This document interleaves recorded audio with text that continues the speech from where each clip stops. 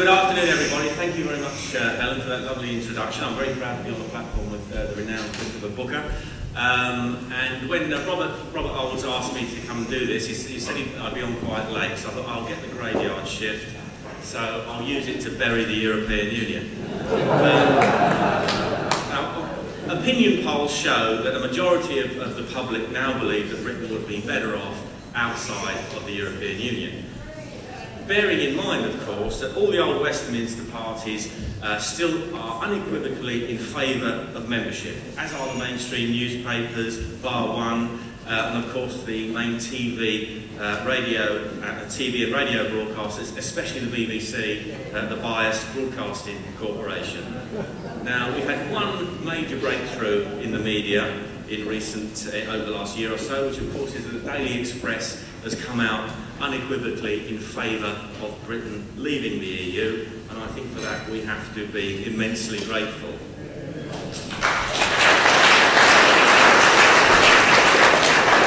Even with most of this country's politicians and so-called media opinion formers still firmly in favour of continued EU membership, nevertheless the majority of the British people now believe it is not in Britain's interest to be a member of the EU. Now, were there ever a referendum on the subject and a free, fair and equally funded referendum campaign, I am sure that the British people would vote to leave. Now, this, however, is not likely to happen anytime soon. And on the 24th of October last, we saw how the Conservative, Labour and Lib Dem party leaders suppressed a free vote on the issue of a referendum on continued membership. But even a free-line whip couldn't prevent 111 MPs voting in favour of a referendum.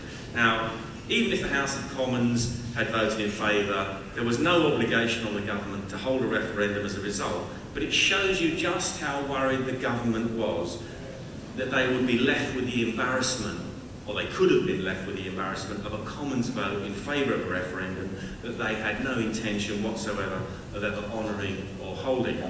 Now, I am very proud to be a founder member of the UK Independence Party. We are the only serious political party that advocates leaving the EU and holds out a positive vision of a free and independent Britain. It's UKIP and UKIP alone that has put that subject on the political agenda, with nearly 20 years of hard work and sacrifice by our members. And it's only the electoral threat that UKIP represents to the other parties that keeps this issue alive and on the political agenda. Now, UKIP has won the political arguments, in my view. Our challenge under the first past the post electoral system is to win enough votes to actually make it happen.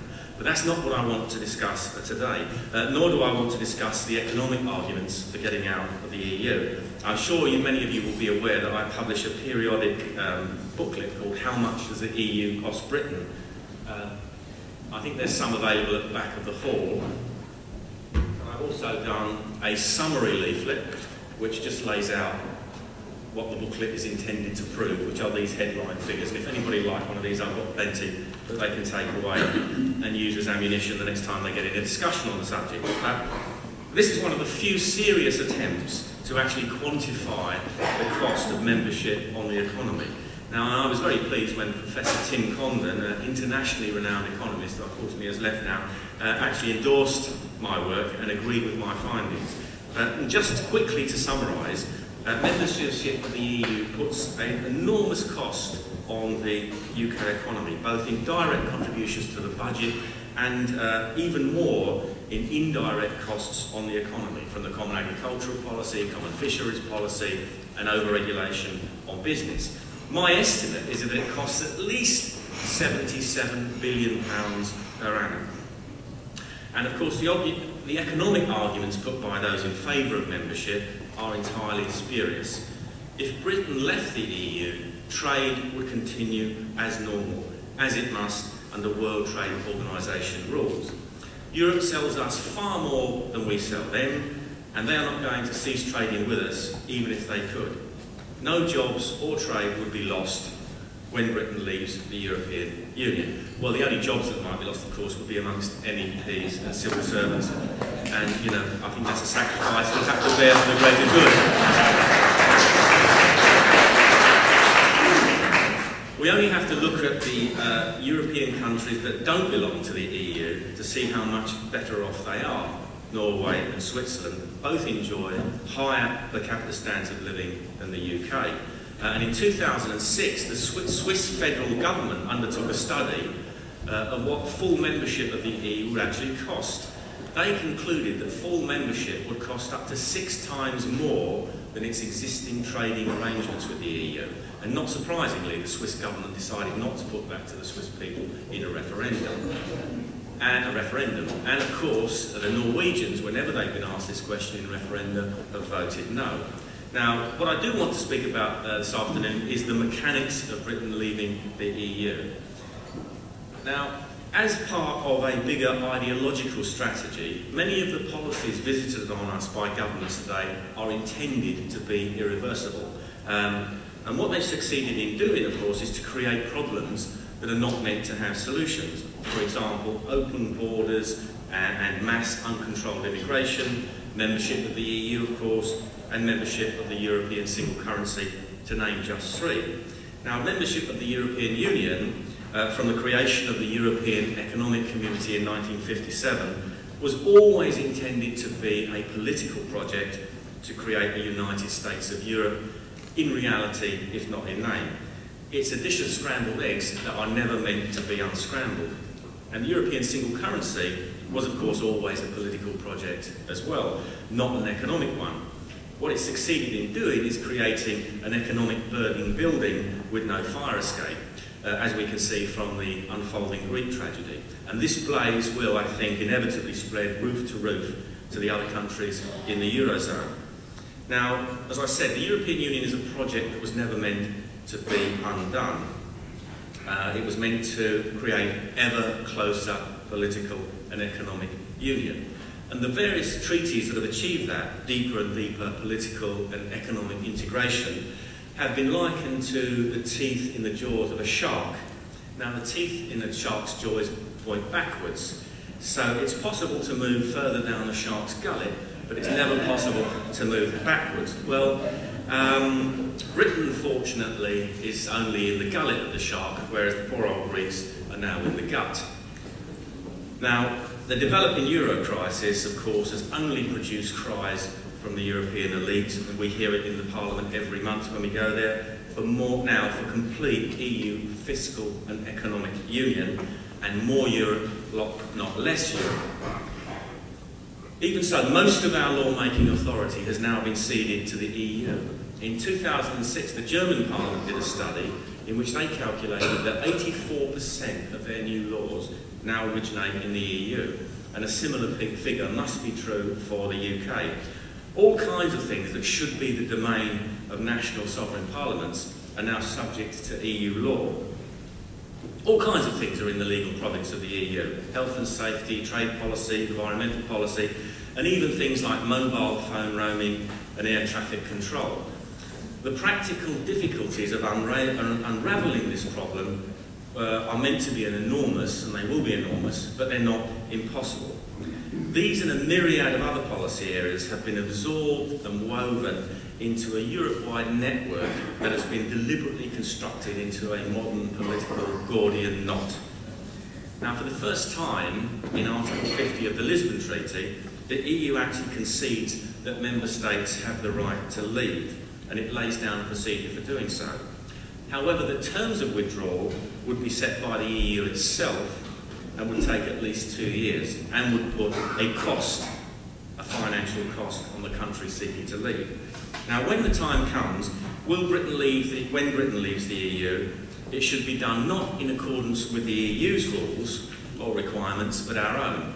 Now, do we need a modern Alexander to cut the Gordian knot, or at least a Winston Churchill with the courage and determination to lead us out of servitude?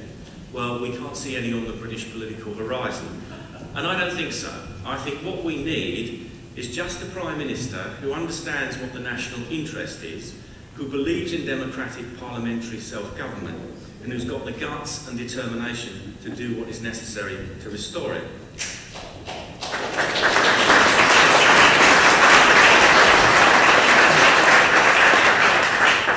A above all, we need a Prime Minister backed by a House of Commons who actually believes in our country.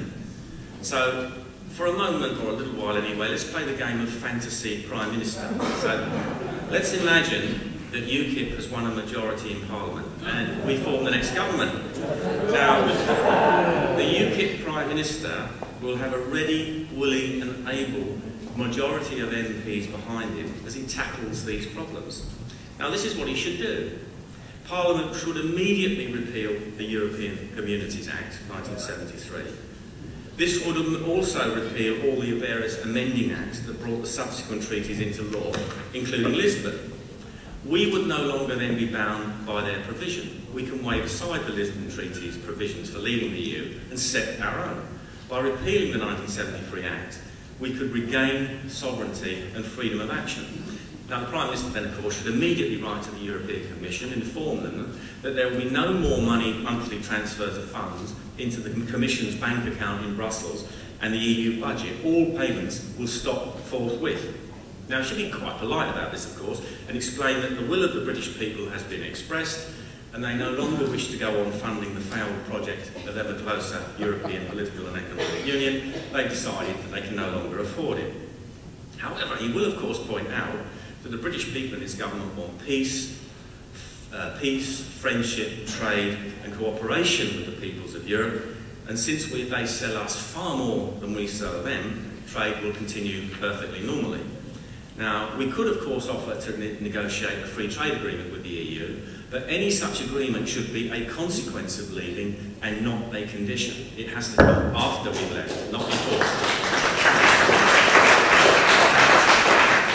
Now, the jurisdiction of the European Court of Justice and the European Court of Human Rights should be set aside and repudiated by Parliament.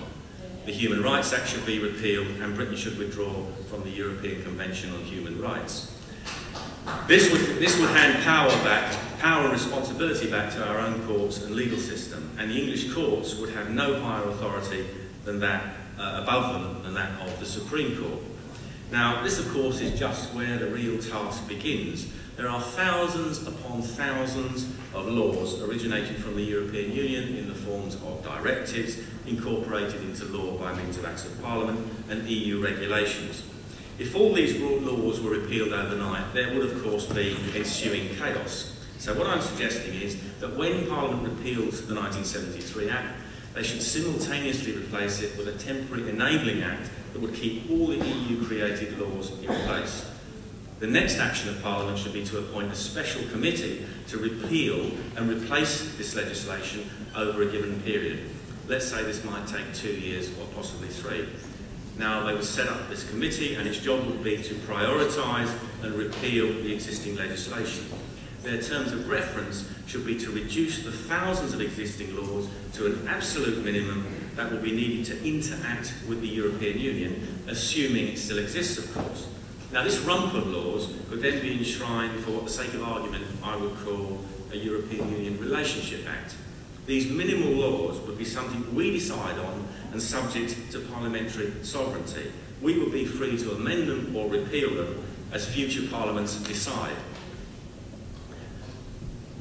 To protect the work done, I think we also need a constitutional act that should be passed that would never allow sovereignty to be ceded again without at least a 75% majority of the British people in a referendum.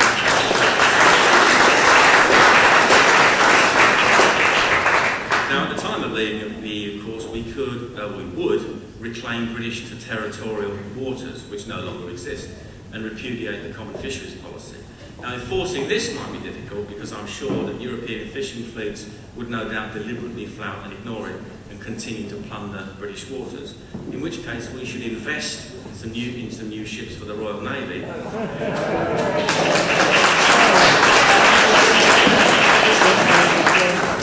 Bringing the Royal Navy back from the edge of extinction where it now is, and give them a job to do in policing our waters, I think, which would restore their confidence and the nation's confidence. Now, the British economy would gain a tremendous boost from leaving the EU. We could immediately start to restore a British fishing industry destroyed by the common fisheries policy. We could create our own farming policy and a sustainable food production policy that benefits small and medium farmers. rather than the industrial farmers who milk the common agricultural system. Now, lower food prices on the world market would put money back in the pockets of the least well-off and boost the economy. Business would be freed from the dead weight of EU regulation. This regulation currently burdens 100% of businesses, although only about 9 to 10% of the British economy as a whole actually trades with the EU. Freedom from the dead hand of EU regulation, along with the repeal of other job-destroying regulation, would revitalise the economy and give fresh hope to those out of work, especially the young, who are finding it increasingly difficult to find employment. Now, we would, of course, as well gain control of our immigration policy. We could put in place meaningful border controls and decide the basis on which we want to allow people in our country, whether on a temporary or a permanent basis. It would be our laws rather than the EU's. Now, our UKIP Prime Minister could then implement policies on a much wider positive vision for Britain. Now, for a start, Britain would gain control of its own trade policy. We could return to what should have been the positive vision in 1972, before Edward Heath betrayed this country into the European Economic Community. And we can return to the European Free Trade Association.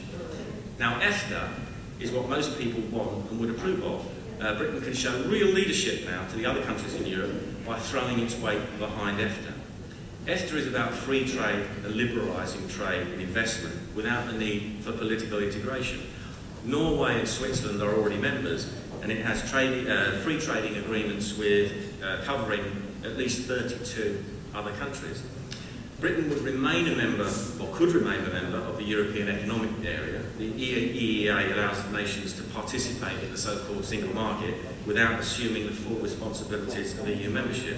Now, Norway and Switzerland are members of the EEA, and as I've already said, enjoy more prosperity and a higher level of prosperity per capita than the UK. Now, where a UKIP government, I think, could show visionary leadership is in the creation of a Commonwealth free trade area. We can reconnect economically with those countries we abandoned in 1973.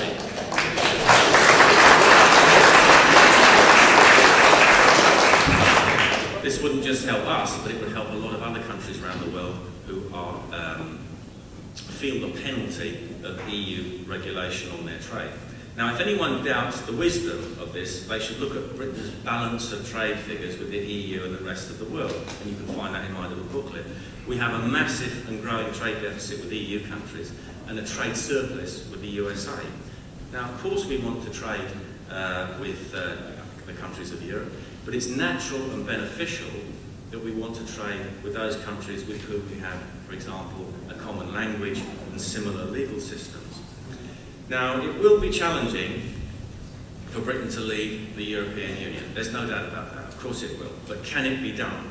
Of course it can, if there is the will and the determination and the vision to do so.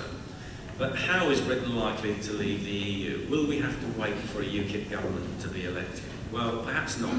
Events in politics have a way of overtaking the politicians and their best laid plans. Look what's happening in Greece. The contagion may rapidly spread to other countries in the Eurozone and bring them down, and perhaps even threaten the EU itself. Britain may be forced out of the EU by political and economic imperatives that become unavoidable. Only time will tell. But I think when it happens, the kind of process I have outlined will either be forced on us or we can choose it. Now, as I said when I was first elected on the podium in 2004, Britain can choose to live on its knees inside the European Union, or we can choose to live on our feet outside of the European Union. The British people will have to make that decision. And when that decision is made, I believe the hour and the leadership and the will appear, and the means will appear to make it happen. Thank you.